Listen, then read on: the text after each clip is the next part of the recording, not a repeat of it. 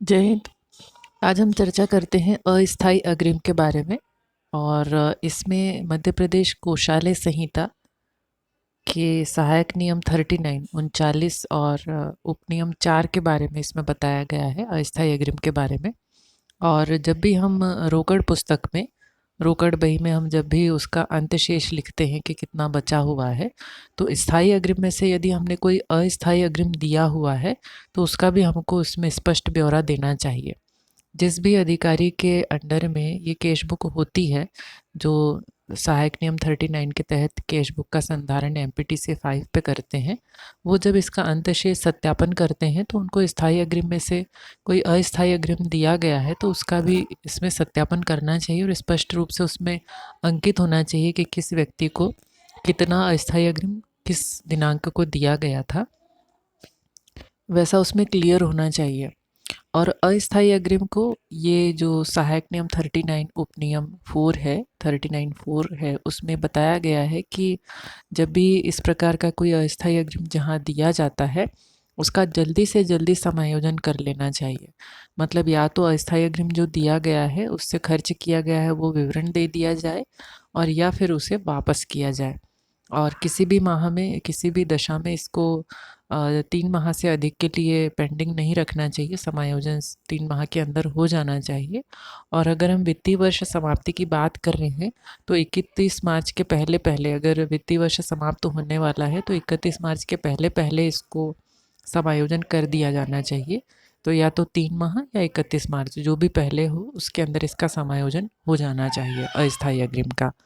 इसमें ये भी हमें ध्यान रखना है कि मध्य प्रदेश वित्तीय संहिता भाग 1 के नियम 81 में भी ये बताया गया है कि जब भी राजपत्रित शासकीय सेवकों का स्थानांतरण होता है और वो अपना कार्यभार देते हैं, तो ये पुस्तक जो है रोकड़ पुस्तक, उसमें अस्थायी अग्रिम का शेष स्पष्ट रूप से बताया जाना चाहिए।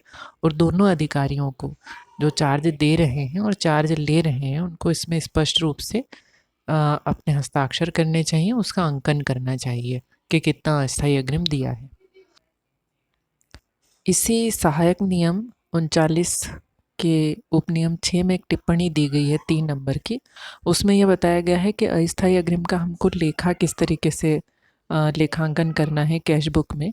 तो जब हम कोई ऐसा भुगतान करते हैं जो अंतिम स्वरूप का नहीं होता, अंतिम भुगतान नहीं होता है और उसको हम अपने कैश बैलेंस से देते हैं, रोकड़ शेष से देते हैं, तो उसको हम अस्थायी अग्रिम बोलते हैं। और अस्थायी अग्रिम को अगर ऐसी स्थिति है तो हम उसको भुगतान की तरफ बिना क्रम की, बिना कॉलम की प्रविष्टि किए हुए उसे लाल स्याही से लिखते हैं, क्योंकि हमने उसको अग्रिम के रूप में दिया हुआ है।